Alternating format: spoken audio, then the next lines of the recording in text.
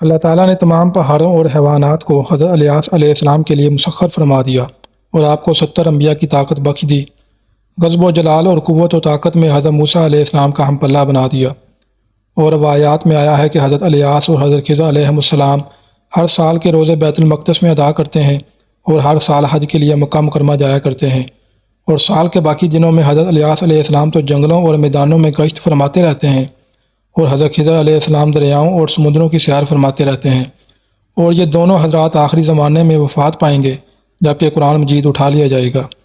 حضرت انس رضی اللہ تعالیٰ عنہ سے ایک حدیث مروی ہے کہ ہم لوگ ایک جہاد میں رسول اللہ صلی اللہ علیہ وآلہ وسلم کے ساتھ تھے، تو راستے میں ایک آواز آئی کہ یا اللہ، تو مجھ کو حضرت محمد صلی اللہ علیہ وآلہ وسلم کی امت میں بنا دے، جو امت مرحومہ اور مستجاب الدعوات ہے۔ تو حضور صلی اللہ علیہ وآلہ وسلم نے فرمایا کہ انس، تم اس آواز کا پتہ لگاؤ۔ تو میں پہاڑ میں داخل ہوا تو اچانک یہ نظر آیا کہ ایک آدمی نہایت سفید کپڑوں میں ملبوس لمبی داڑھی والا نظر آیا۔ جب اس نے مجھے دیکھا تو پوچھا کہ تم رسول اللہ صلی اللہ علیہ وآلہ وسلم کے صحابی ہو؟ تو میں نے عرض کیا کہ جی ہاں۔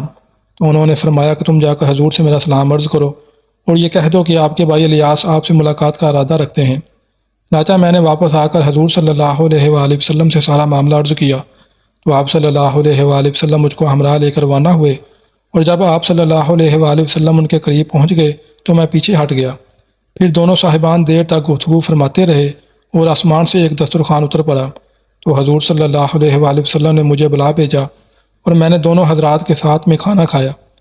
جب ہم لوگ کھانے سے فارغ ہو چکے تو آسمان سے ایک بدلی آئی اور وہ حضرت الیاس علیہ السلام کو اٹھا کر آسمان کی طرف لے گئی، اور میں ان کے سفید کپڑوں کو دیکھتا رہ گیا۔